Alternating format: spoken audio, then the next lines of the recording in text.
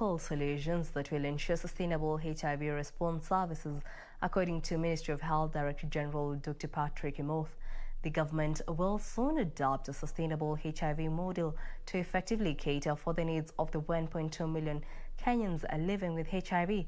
Dr. Amoth spoke at the close of a 3-day AIDS forum dubbed Maisha Conference. Today marked the end of the 3 days 6th Maisha Conference by the National AIDS Control Council that sought to take stock of Kenya's HIV journey, the challenges the country still faces 37 years since the first case was reported, and the way forward in the face of dwindling donor funding during the COVID-19 pandemic. We've made progress, but not enough to move us to the last mile. So our partners represented here today, we want to say thank you for joining this fight, but also to say don't abandon us at the last mile. Because during the last mile, we need a push. We need to go at it with everything that we have. We are signing up to new targets.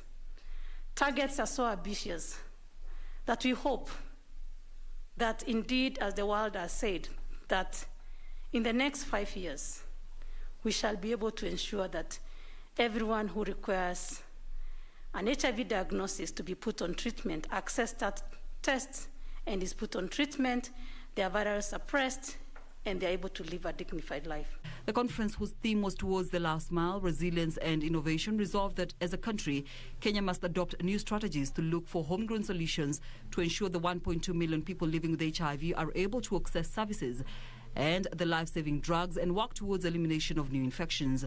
Speaking while officially closing the conference, Director General in the Ministry of Health, Dr. Patrick Amoth, said the government is committed to ensuring it finds local solutions, which began with the allocation of 9 billion shillings in this year's budget towards HIV response services and commodities. It's not only in that sphere, it's because of the rebasing of our economy and also now being classified as a middle-income country. We need to be able to put more into the pot for our people than relying on donors. You have seen the challenges that have come with COVID-19, when even the development partners have to be able to reprogram some of their support to be able to deal with issues back home, and therefore putting us in a very precarious position. That is why we want to promote local manufacturing of everything, be it vaccines, be it pharmaceuticals, be it non-pharmaceuticals. And because the government cannot be able to do that alone, the private sector will also be a critical anchor in delivering that mandate. On his part, Professor Kenneth Ngugi, who is the chair of the Maisha Conference, emphasized on the need for more deliberate involvement of men in the HIV fight and adoption of a multi-sectoral approach in the HIV response. It's need to instigate ways to engage men prior to linking them to care. There's also need to roll out health education and mentorship program targeting men, both old and young.